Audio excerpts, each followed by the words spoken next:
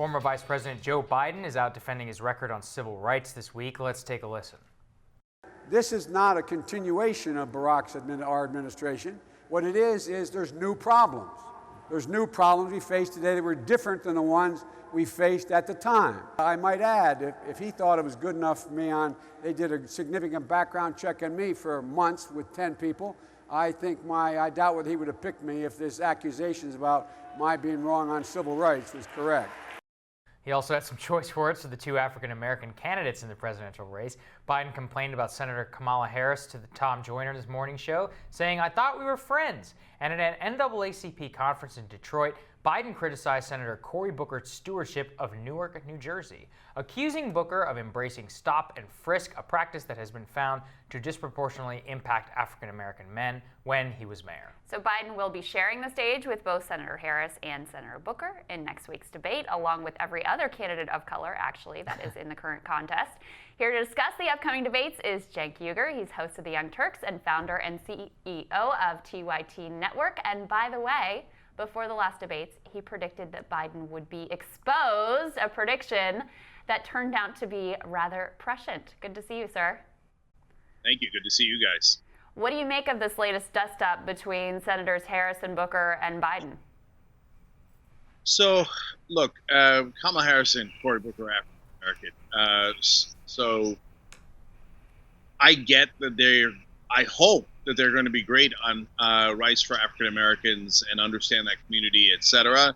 On the other hand, Biden's not overly wrong in criticizing their record in the past. Yes, Cory Booker does have issues with stop and frisk. Yes, Kamala Harris had issues with being tough on crime prosecutor and targeting not only poor but African American folks with her truancy program, et cetera. But Biden's record is even worse.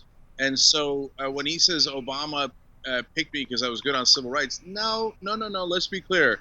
Obama picked you to appeal to white voters, not to appeal to black voters. He had that covered.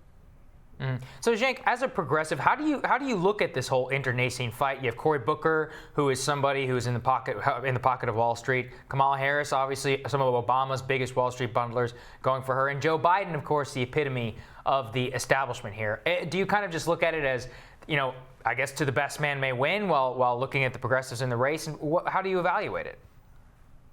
Yeah, look, God help us if those are our choices. So the reality is there is one person in the race who has an excellent, unquestionable record on civil rights, and that's Bernie Sanders. And people think, oh, Cenk, you like Bernie Sanders. Sometimes people think it's like he's my uncle or something. No, I like him because of his track record. Okay, we're not related, and I have no dog in the fight other than that.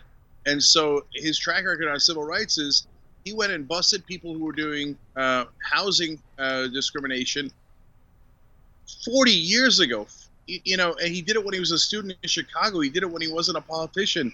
He organized that effort. He led sit-ins to protest and make sure that we got desegregation. He got chained to an African-American woman and got arrested with her, saying, if you're going to arrest her, you got to arrest me with her. So there are people with excellent records on civil rights and criminal justice reform and all of those issues in this race. Why don't we pick one of them instead of going with these standard moderate Democrats who I'm now afraid are going to lose to Donald Trump? Before, I thought there was almost no chance of that because Trump is so unpopular. But now with Nancy Pelosi and Chuck Schumer consistently, repeatedly losing to him for no reason at all, I'm starting to worry that these establishment Democrats might bungle it again in the general election against Trump. I mean, Cenk, I think you put your finger on something important because, look, anyone can evolve, right? Their views can change as the times change. Clearly, Joe Biden just put out a much more progressive vision for criminal justice reform, which I applaud. But the problem is, how do you have confidence in someone's leadership when they've been wrong on so many things in the past, right? How do you entrust that they're going to get it right this time when they got it wrong so many times before?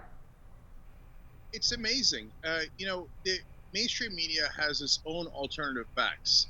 So I've seen this movie before, and it wasn't like decades ago. It was the last election where we said Hillary Clinton has these problems against Donald Trump, which is that she's against change when the country desperately wants change. She's against this any kind of progress in that, she's fighting for the status quo, which the American people can't stand.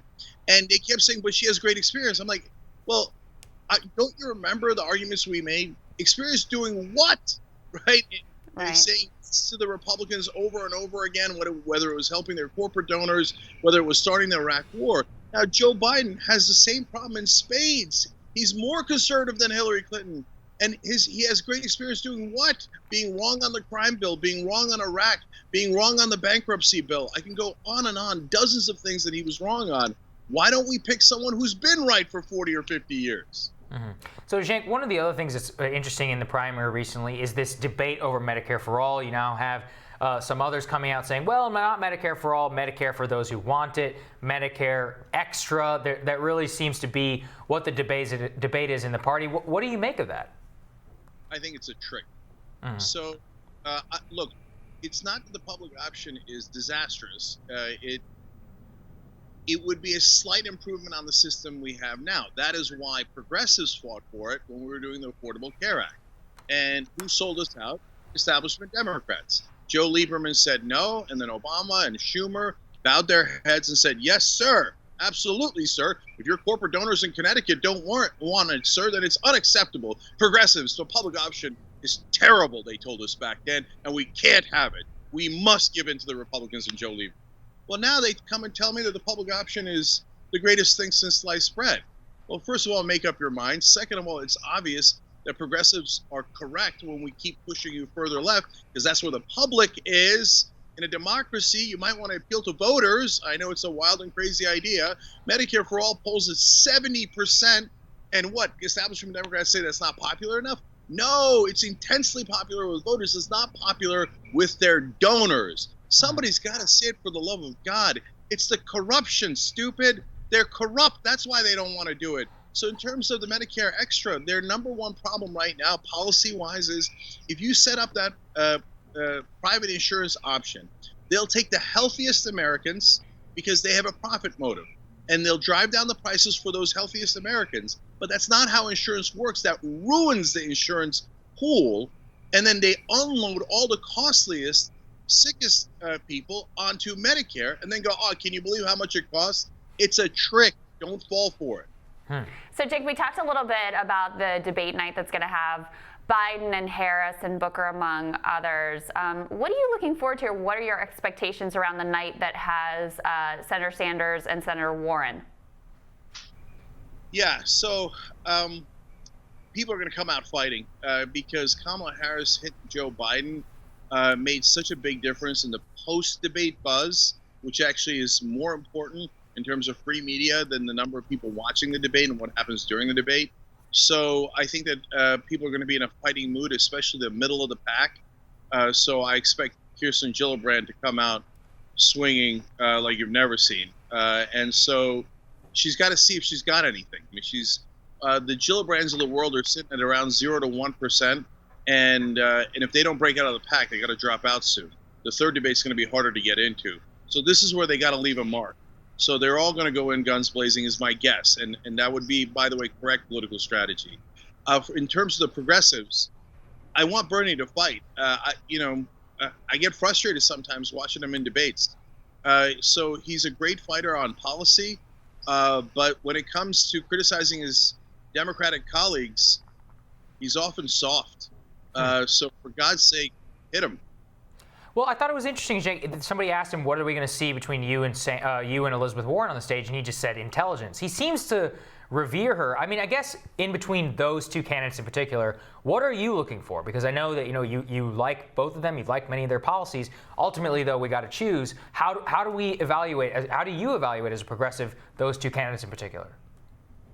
I love that we have two strong progressives in the race. And right now we're in July. The voting isn't till next year. They should not spend 1 second attacking each other. They should tag team the rest of the corporate Democrats. If they had any sense, the progressives would love them both. If this is basically a battle royale. Tag team and throw out the other 8 corporate Democrats on the stage. Okay. And so Elizabeth Warren should have Bernie's back when he's attacked, and Bernie should have Elizabeth Warren's back when she's attacked by the rest of them. That would show strength, unity, and the most important thing, guys, is this is an opportunity for us to get our message out to the American people. We have millions of dollars in free media at stake. Make your progressive message, make it clear, and make it loud, and do not fight each other. If you have to, that's for a completely different day. Not today. For 6 months, let's pound the corporate Democrats. Yeah. Well, and I mean, just from a strategic standpoint, at this point, the Bernie and Warren base is actually very different. Warren tends to appeal more to college-educated, liberal voters. Bernie has more of the sort of working-class, multiracial appeal. So it's not like they're actually competing for exactly the same demographics right now. So it actually makes sense on that count as well. So there's a lot of wrong conventional wisdom out there, unsurprisingly, in Washington, D.C. So, for example, if Biden gets knocked out, a lot of people assume that Harris or Buttigieg is going to take a lot of his voters. And I get the logic of that, but oftentimes voters don't act logically. So look at the polling, look at the numbers. And when you do, you see that actually Sanders takes a lot of Biden's voters if Biden goes down. So that's fascinating. And, you know, you can try to figure out the logic of it, but you don't have to. You just look at the numbers. So, yes, Warren and Bernie Sanders are appealing to some different people and obviously some strong progressives. That's why we like both of them. But they're definitely not going to pick up anyone else by fighting each other. Okay, that is an establishment trick. If they fall into that trap, it's a disastrous idea. Right now, the establishment wants Warren to hit Bernie and Bernie to hit Warren, so they could create dissension within progressives and strengthen the moderates. Don't let them do. Last question for you, Cenk. What is some of the conventional wisdom, I think, in D.C. that you think is most egregiously wrong going into this debate? Yeah, where do I get started? I knew I could tee you up for that one. So, number one problem is this idea that the mainstream media puts out there that a moderate Democrat is more likely to pick up votes and more likely to win. Not true. We saw it in 2016. The moderate Democrat is the one that lost to Donald Trump. And so this is really important and interesting. Think about it. When Donald Trump does something to appeal to his base, no matter how terrible and disgusting, a lot of the pundits will say, oh, but that's a savvy move because he's trying to get his base to turn out. So that's smart strategy, right? Whenever you say, hey, progressives and Democrats should get out their base, the mainstream media turns around and goes, oh, no, that's stupid. You'll lose elections that way. No. Wait a minute. That doesn't make any sense. Why would the right wing be smart in reaching out to their base, but the left wing shouldn't reach out to their base? No, the reality is that the conventional wisdom is that it's a center-right country and we should always do what the Republicans want. That is not remotely true. Look at the polling on over a dozen issues. The country is massively progressive. 76% of Americans want taxes raised on the rich. Raise the taxes. Give us higher wages. Appeal to your voters. Appeal to your base, and you will win. And do not, whatever you do not listen to pundits on television telling you to insult your own voters. All right, so Jake, I'm going to put you down as a John Hickenlooper voter and a supporter of Medicare Extra. Got it. Thank you, sir. That's our one takeaway. Thank you, sir. Great to see you. We'll have more Rising after this.